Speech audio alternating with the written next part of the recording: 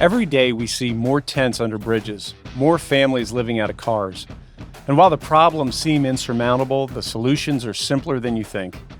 We share the real stories and the real solutions of homelessness, what works, what doesn't, and how communities like ours can do better.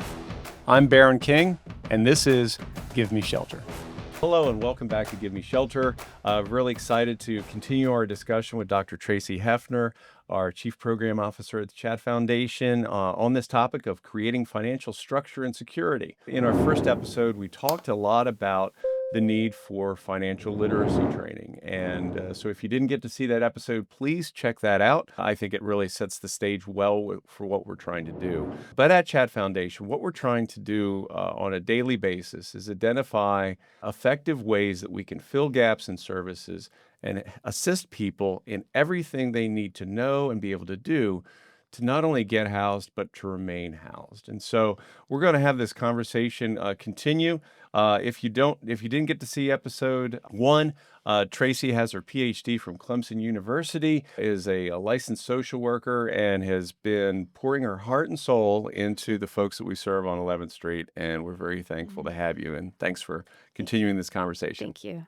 We want to talk about another aspect of something we've done. One of the things that I learned a couple years ago is there's this myth out there that one of the reasons people are homeless is because they're lazy. I can't tell you how many times I've heard some people say, why don't these people just get a job? And I kind of burn at that because what we found is about 50% of the people we're serving actually are employed. They're just not earning enough money to be able to afford housing. So it's inherently not because of laziness or a refusal to work. It's due to limited opportunities, really, to earn a wage that is going to get people into housing. We're trying to get people into housing that aren't going to be rent burdened. And what's rent burdened? It means paying 30% or more of your monthly income into a rent payment or a mortgage payment. And in Chattanooga, that's become increasingly challenging because property values have continued to rise. Just in the 4 years that I've been in Chattanooga, properties are continuing to outpace wage growth. That's right. And so the gap keeps getting bigger. So Traci, when it comes to employment assistance, underemployment, all these topics, tell me what you're seeing from your perspective. We see a lot of people who are working, and that is something that they're often underemployed, or often have inconsistencies in their employment. And that's just the way it is. As a matter of fact, the University of Chicago did a study in 2021 using large national data sets to take a look at this question about homelessness and employment. And they found that 50% of those who are experiencing homelessness who are sheltered are working. And what I mean is sheltered is that they're in a program, right? But then about 40% of those who are unsheltered are also working. And oftentimes that's kind of day labor jobs or something like that. So there is a want and a need to work, which is really important. And so we recognize that and we want to be able to assist them with that as well. Yeah, so a lot of times it's not the problem that there's no jobs, especially in Chattanooga, where Yeah, jobs are there plentiful. are jobs. We have some manufacturing jobs that people can make a pretty darn good Absolutely. salary. But what I've noticed is some of the people we serve are unaware of the types of Yep. jobs out there, or they may feel that they're underqualified Yep. for these jobs. Can you talk a little bit about what you're seeing when people are approaching our facility and asking for assistance getting jobs? What are the questions they're asking, and what are some of the thoughts that are in their head that maybe are obstacles, right, in their own minds Yeah. to getting a job? I think one of the biggest ones we see, especially in our McClellan Shelter for Families and in our Pathway to Housing program with our families, is that childcare is a huge issue. So I want to have a job, but I have 2 children, and childcare is not affordable either. And so that makes it really hard for me to go out and find a job. I think childcare on average in Chattanooga is about $800 a month, and I think it's over 1,000 if you have an infant. Now, a lot of our families can qualify for some type of child care assistance, but then that's down the road too, and so there's often a gap between when somebody gets a job and then they need childcare. Being able to pay for the first couple of months can be really hard. Can also be very defeating that, well, I can't afford this, so why even try? So there's a lot of barriers. There's also a transportation barrier for Yeah. a lot of our folks. A lot of our folks have to take a bus if they can get a bus pass. Right. That can be hard too.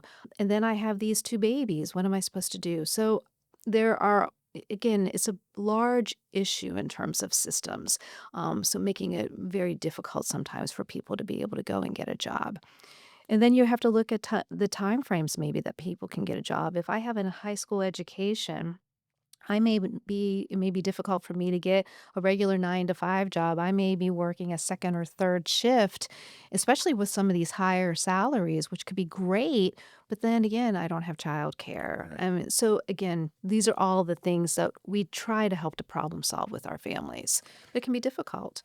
I know we had one family we were working with where I believe the wife was working a second shift job. He was working a first shift, Yeah, and they were making a decent enough combined income to have their own apartment. But it took a toll on their relationship. They don't absolutely. get to see each other for Yeah. their waking hours. Yep. Parenting is all. It probably felt like both of them were single parents while the other Absolutely. was either working or sleeping. Yeah. So I believe she made the decision to come to a day shift and was able to land a job where the income was still there. But then they had a new problem, right, with Hmm. childcare. Yeah. Yeah. That a problem that they had under control was now bigger. And what they found was um, a lot of childcare agencies or organizations didn't have openings, and the ones that did were too expensive. Absolutely. So it's tough. So then again, what do you do? I want employment, but I have all these other barriers that I have to try to overcome Yeah. if I can overcome those. Yeah. We use the term underemployment. Yeah. Can you tell everybody listening what that means Yeah. in layman's terms? Yeah. What is underemployment? So underemployment basically means is that you're not making enough to be able to meet your expenses. So and again, in the United States, what our the minimum wage is still at 7.25. So you could be again working a full time job, not making anything at this point, maybe $15,000 a year. So we often get people who are not making enough. And so we talk about, maybe adding a second job if there are 2 people in a family or if it's a single individual and then you can do that.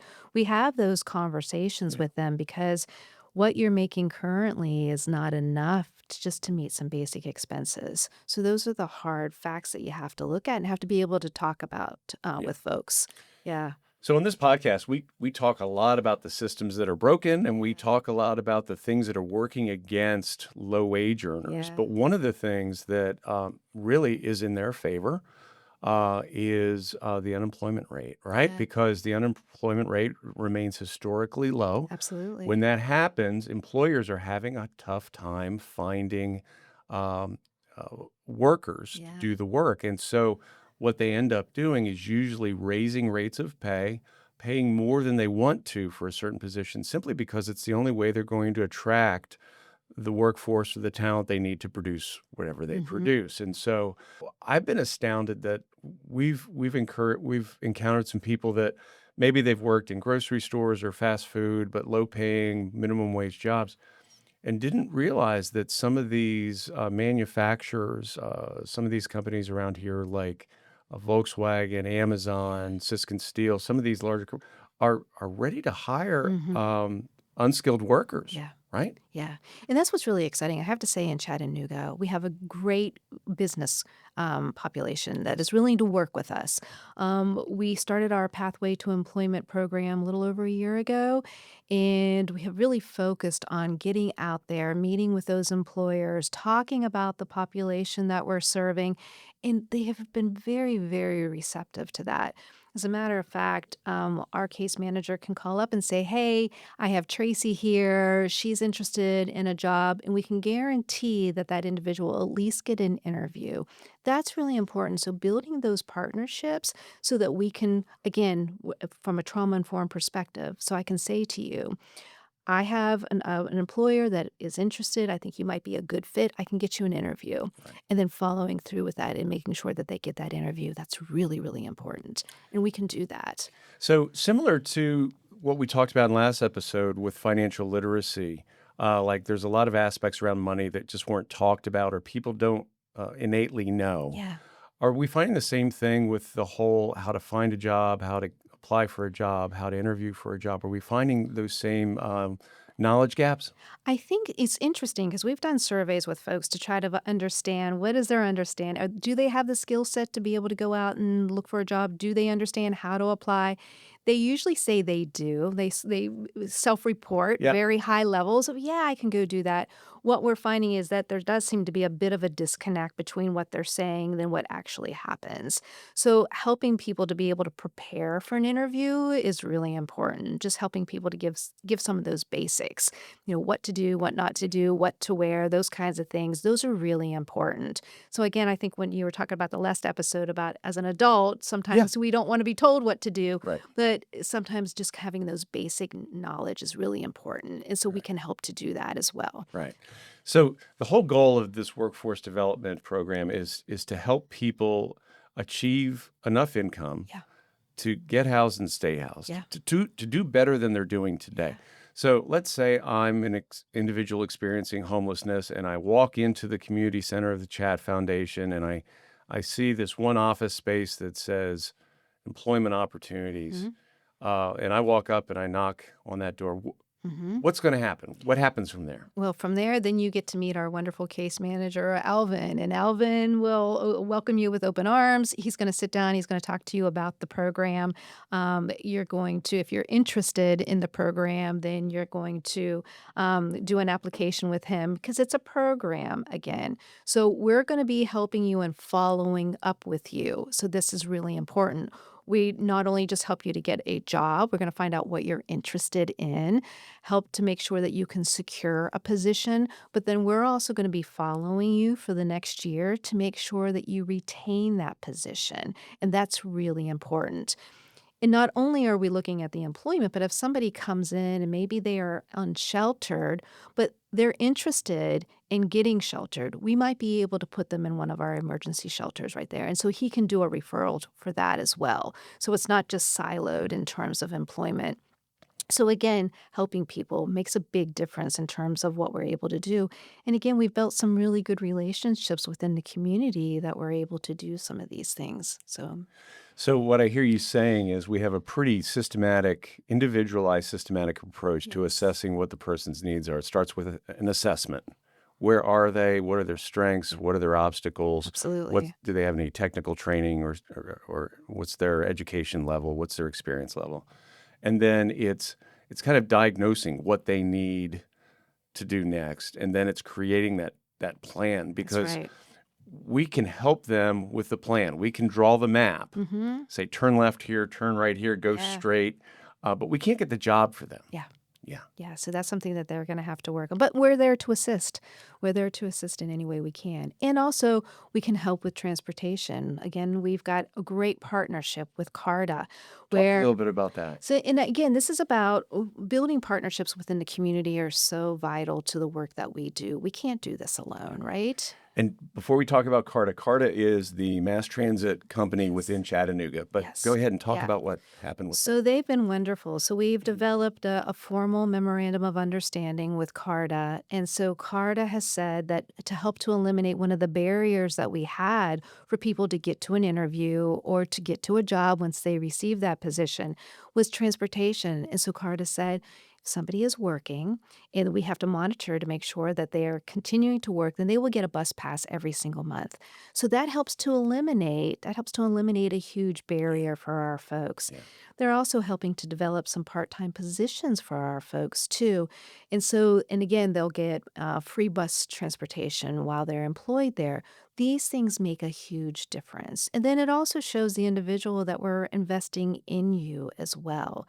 We see all the different things that you're having trouble with. Let's see how we can kind of work around these barriers to help to make you successful. I think that's great. And it's individual arrangements and partnerships and MOUs. Yeah. And if we continue to figure out what are gaps? Mhm. How can we fix them? Because a year ago, this didn't exist, Right. Right. and transportation has always been a big problem. Huge. Yeah. Now it seems like we're making some pretty Absolutely. strong headway, and all it took was a couple conversations. Yeah. Yeah, Yeah. And very enthusiastic conversations. I mean, we approached them and they were very, very happy to help out. I mean, so I think that's the thing, just making sure that you're getting out there within that community, making those connections can make the our folks' lives so much easier. yeah. So So, do we help with job searching, resume writing, interview prep, all those kind of things? How's that? we can certainly make connections to job fairs and all that kind of stuff to make sure that people are getting that. We have a wonderful volunteer that comes in that can help with doing your resume so that you have a good quality resume that you can take with you. If you want more job skill training, we can hook you up with that. We also have an informal partnership with Eastern Tennessee State University so that if you want to get CNA training in the medical field, you can do that. So those are things that we're looking at. So if you want specific types of training, we try to hook you up with an employer that's going to be able to do that for you as well. Yeah, So, one of the things I love about what you and your team does is before we make decisions, we kind of look at the data, we right? do. We try and make informed We decisions based do. on what the data is. And we did a 1 year analysis in September of the Yeah. workforce development program to find out where is it working, where can it be improved. And I think we learned some very interesting things. One of the things was about education level, right? Yeah. Can you talk a little bit about what we found out, what we kind of expected, and Yeah. and what that means? We thought that maybe we had a lot more people within the population that didn't have a high school education.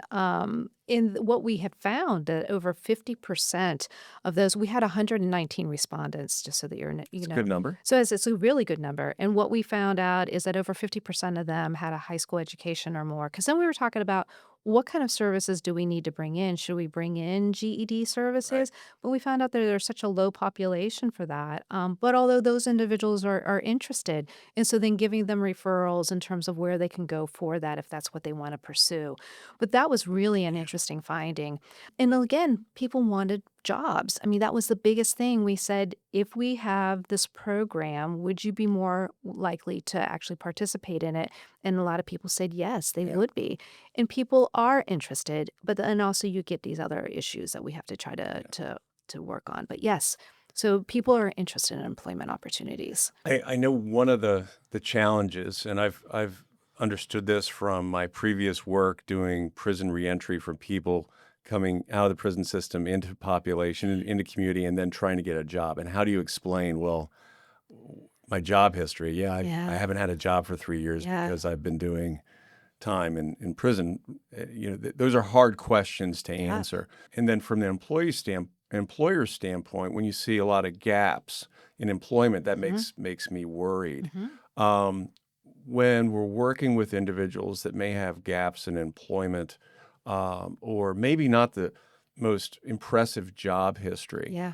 the average employer is going to maybe be a little bit hesitant to give Mhm, this person an opportunity. mhm. And yet, what we're doing, well, I could talk a little bit about this, is uh, kind of going ahead of the applicant and contacting these That's right. employers and saying, "We have people that are looking for work. Would you be willing to give them like what might be a second, third, fourth chance Absolutely. opportunity?" Right? Yes. And that's what we have to do. And that's our first year of this program was really focused on that. We were really focusing on getting out to those employers, letting them know what we do, letting them know what the population, what they might find.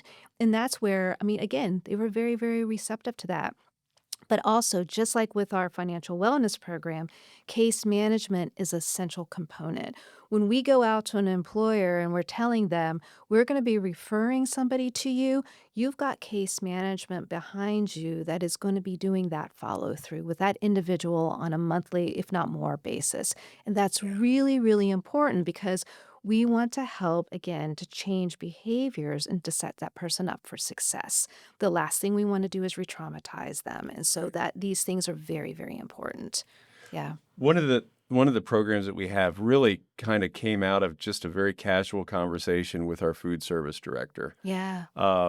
We were in the early stages of planning out this workforce development program, and I had a conversation with our food service director who just was talking about how he loves teaching people how to cook and wishes he had an opportunity to give some of these folks skills. Yeah. So talk about what that's become. Yeah, that's our KRT, our Kitchen Readiness Training Program, and that's a great program.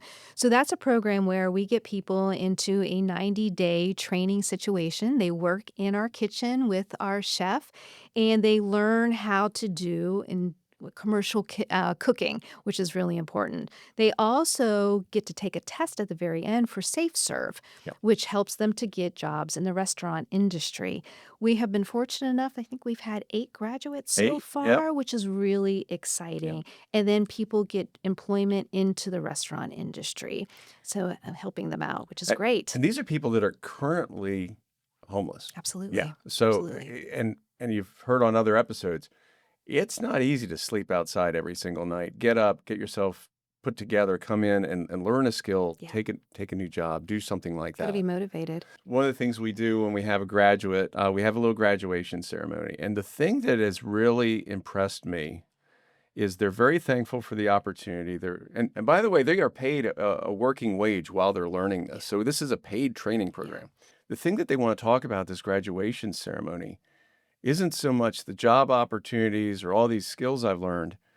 They always talk about the same thing, and that's the fact that there was an opportunity made available to them by people that believed in them Yeah. more than maybe they believed in themselves. Can Absolutely. you talk a little bit Yeah. about that? Because I think that gets at the heart of what we're trying to I think do. it does. I think it gives people hope. And I think hope is a really important thing. I think a lot of our folks have lost hope Yep.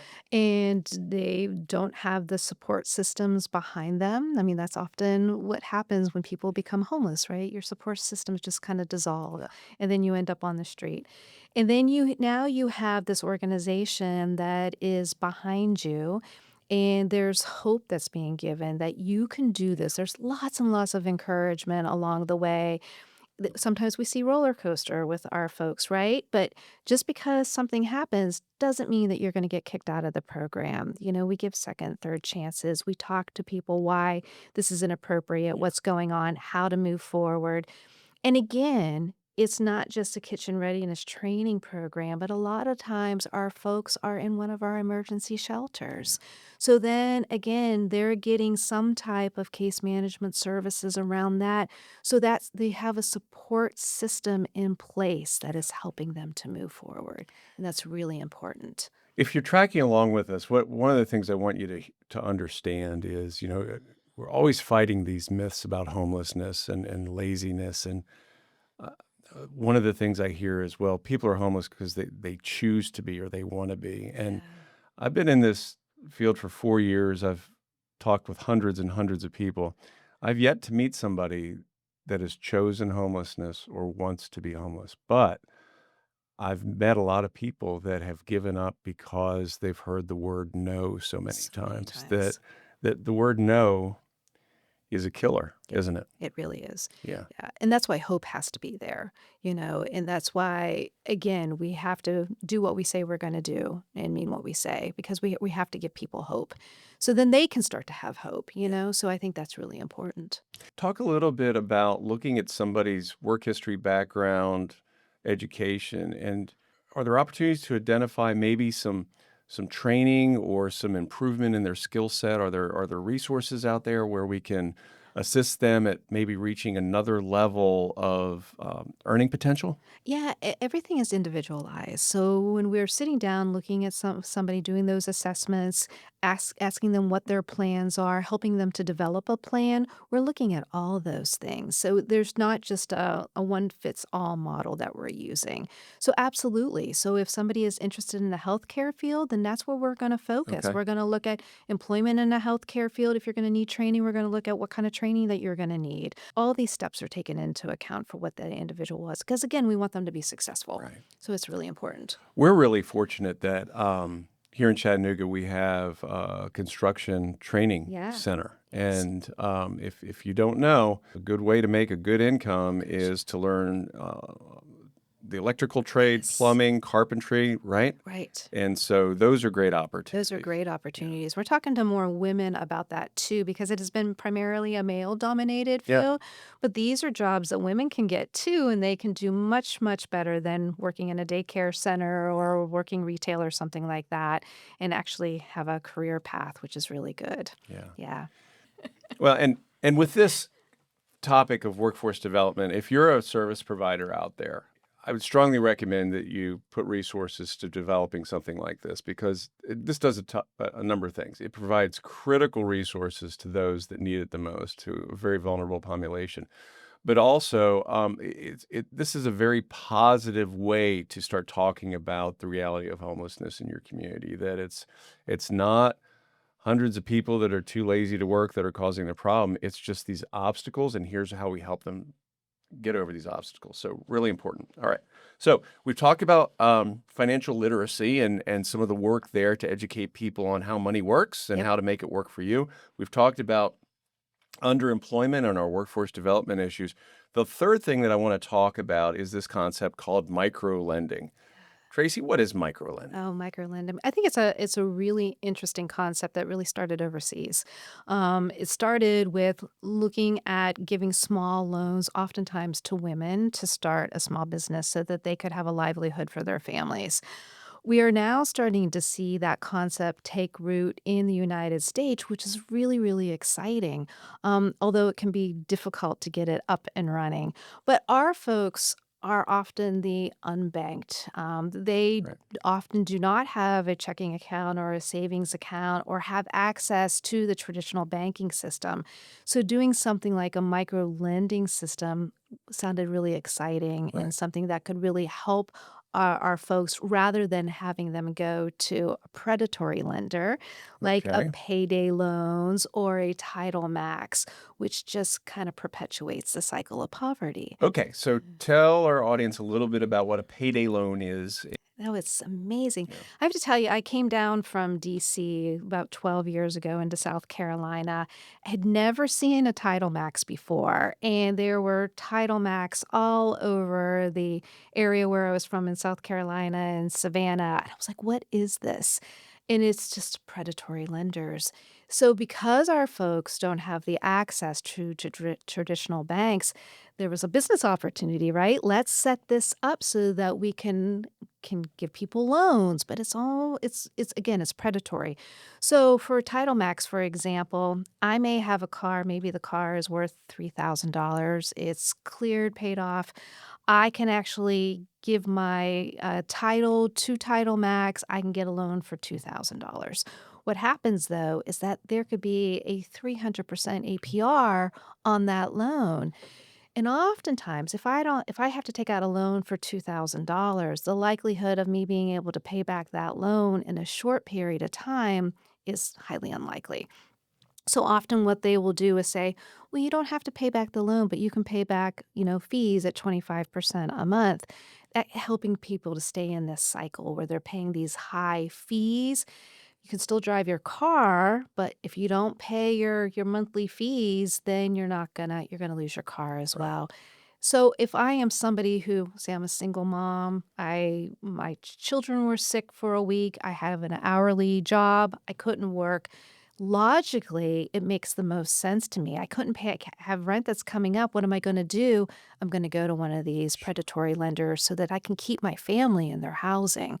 But unfortunately, it also keeps me in a cycle of poverty, Right. which is really heartbreaking. So when somebody comes to us and they're newly homeless, typically they still have a car. Yeah, They still have employment. yeah, They're maybe couch surfing or living in the car. Maybe they're already in a tent, but yeah, things are still somewhat yeah, intact, but yeah, starting to show some cracks. yeah, Uh, then the car breaks down. yeah, Like a lot of listeners on the show, if that happens to you, you got a debit card, a credit card, a bank with a relationship, you can take out a small loan, but the interest rates are going to be manageable. right.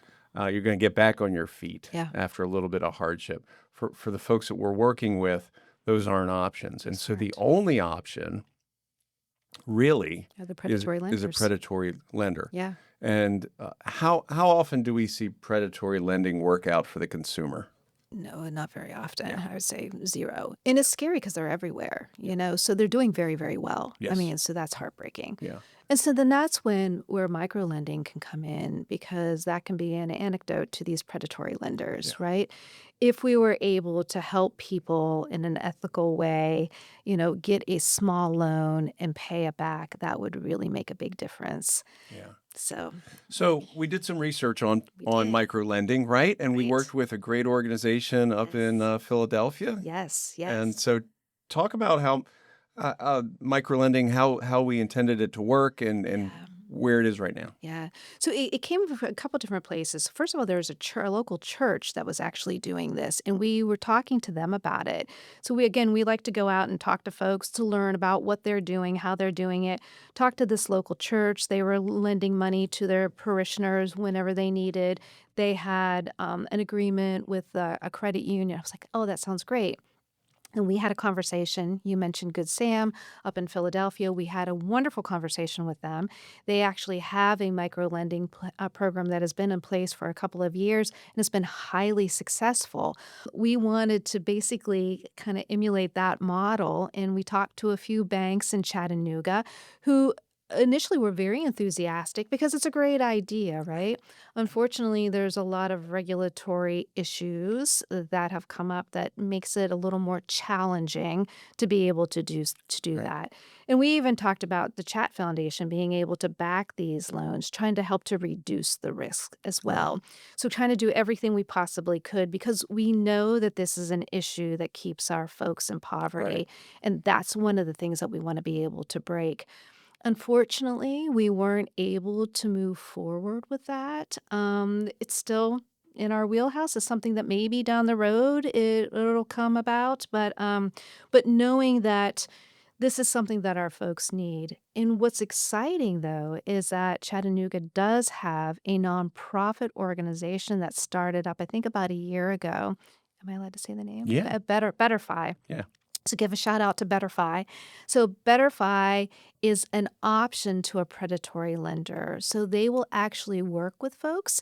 And we went out there and talked to them. Absolutely fantastic. They're in the middle of all these predatory lenders out on Brainerd Road. Yep. So they situated themselves in an area where people are going to go. But hopefully, if they see BetterFi, they will stop and ask questions and learn what they're doing and how you're not going to be paying these astronomical interest rates and fees that these other lenders are going to be able to do. Plus, they can help to give you training too if you're interested in that. So, again, they want to make sure that people are getting out of this cycle of Yeah. poverty, and that's really, really important. So, we couldn't do it, but there's an organization in town that we refer people to on a regular basis because that's really important. Yeah, I think this is a really good example of how to be nimble, how to be smart, and not giving up. I mean, we wanted to learn more about microlending. We got with some of the people who were doing it well. We contacted some banks. Initially, it was a very positive Very response, and we positive. looked like we had this thing going. But like they say, the devil was in the details. And when it came to the end of the road for both these two financial institutions, we couldn't come up with a situation that worked for us, for them, and the individual. There, Right. there was just it just didn't quite Yeah. work. Finding Betterfi really was a relief because we didn't want to give up on this idea, Yeah. but we also came to the realization we don't have to play this role That's right. here. We can simply refer somebody Yep. that's probably better set up to Much help better. us, that help them than we are. I And so agree. sometimes being diligent but also wise Yeah. in decision making is really important. And if you're listening from out of state, if you're helping us people, just because we couldn't bring it to the finish line here in Tennessee doesn't mean you can't. Mm. Banking regulations vary state to state. They vary by institution, and like I said, up in Philadelphia, they're running a really great program, and it's working really Yeah. really well. And there's other programs across the country, and again, based on where you are and all that there are programs. And so, but again, this is an important concept to help people get out of poverty. So, hopefully more communities will have that. Yeah.